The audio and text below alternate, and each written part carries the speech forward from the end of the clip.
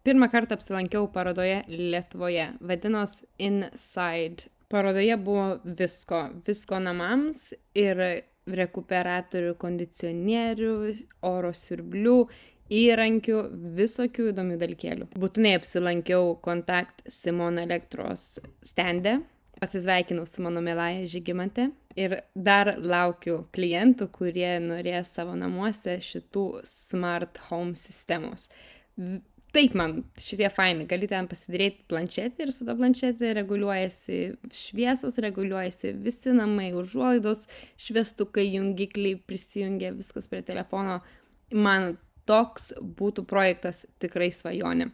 Remelių visokių buvo, man šitie labiausiai patiko tokio betono stiliaus, tikrai pati savo namuose tokių norėčiau. Visokių ten dar žoliapjovių buvo, visko įdomiai, dar Žalgirio arenai, tai man ten super, nes aš Žalgirio arenui tik esu vieną kartą prieš tai buvus Stano koncerte ir šitoj parodoj, ir baseine ten porą kartų buvus, labai fainai patinka. Man parodose labai patinka lankytis, nes ten pamatai viską realybėj, nes aišku, internetu kartais ne tas, kaip ten tikrai rankose paimti produktą, pačiupinėti ir paklausinėti ekspertų, kas čia toks yra, kaip čia naudojasi, ir netgi buvo kavos aparatų. Matot, pildosi ir va.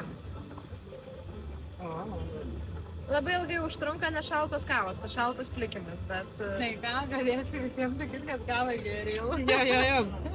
Gers mano pirmoji kava. Suaugau pagaliau.